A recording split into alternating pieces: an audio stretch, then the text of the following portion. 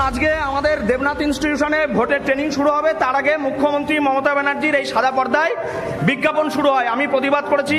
তার ফলে এই ভদ্রলোক, এই যাকে দেখলেন, হ্যাঁ, এই ভদ্রলোক রক্তচক্ষু করলো এবং বলছে এটা হতেই পারে, এটা হতেই পারে। আমরা মুখ্যমন্ত্রীর অ্যাড দেখার জন্য এখানে ট্রেনিং করতে আসিনি, প্রত্যেকেরই প্রায় একমত। এখানে না কোনো ভুল হয়নি। ভুল কেন হবে?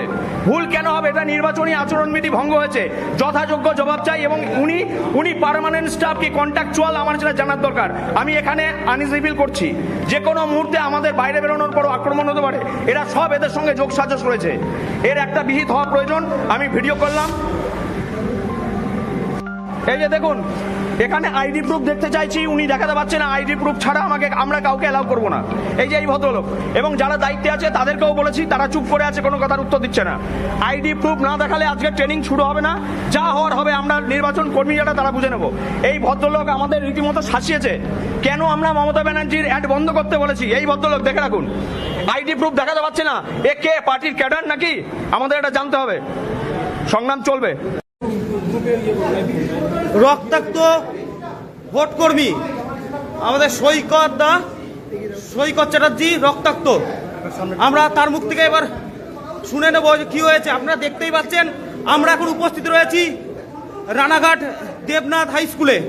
সেখানে আমাদের ভোট কর্মী সৈকত চ্যাটার্জি রক্তাক্ত অবস্থায়। তার সঙ্গে কি হয়েছে আমরা জেনে নেব এক এক করে। সৈকতদা, কি হয়েছে তুমি বিস্তারিত বলো। দেবনাথ ইনস্টিটিউশনে আমি আমি ট্রেনিং করতে এসেছি। ট্রেনিং শুরুর আগেই এখানে সাদা পর্দায় মমতা ব্যানার্জির অ্যাড দেখাচ্ছে দীঘার মন্দির নিয়ে। আমি অবজেকশন করেছি, আরো আমার অনেক দাদারা ছিলেন, এই যে এই দাদাও অবজেকশন করেছে, আরো অনেক দাদা এখানে ছিলেন, তারা অবজেকশন করেছে। আমরা বলেছি যে এটা নির্বাচনী বিধিভঙ্গ হচ্ছে, নির্বাচনী বিধিভঙ্গ হচ্ছে। আমি আই কার্ড দেখতে চেয়েছি, এটাই আমার অপরাধ। বিডিও অফিসের বিডিওর সামনে একজন কর্মচারী আমার কানে কানে এসে বলে গেল, তুই বাইরে বেরোলে না, বেশি বেশি করিস না, মার্ডার হয়ে যাবি, তোর কিন্তু মার্ডার হওয়ার সময় হয়ে গেছে। হ্যাঁ, আমি জানি আপনাদের গায়ের জ্বালা। আমি আপনাদের জন্যই 365 দিন লড়াইটা আমরা করছি, আপনাদের জন্যই। এই বিডিও অফিসের কর্মচারীদের জন্য আমি 11 দিন অনশন করেছিলাম, তাই আজকে আমাকে রক্তাক্ত করা হলো। বিডিওর নেতৃত্বে বিডিওর কর্মচারীরা, এই ঘরে যারা দায়িত্বে ছিল, তারা হাত তুলে দিল, তারা কিছু জানে না। উল্টে আমাকে কিল, চর, ঘুষি, যেমন খুশি তাই করলো, আমাকে মেরে ফাটিয়ে ফেলা হয়েছে। দেখুন, এই যদি অবস্থা হয়, রাজ্যে ইলেকশনের দরকার নেই। আমরা বলছি ভোট বন্ধ হোক, এই ভোট নামের প্রহসন বন্ধ হোক, রাজ্যে রাষ্ট্রপতি শাসন জারি হোক। না হলে আমাদের মতো ভোট কর্মীরা, সাধারণ ভোটাররা মরে যাবে। আপনারা দেখতেই পাচ্ছেন যে আমাদের এই সৈকতদা আজ রক্তাক্ত।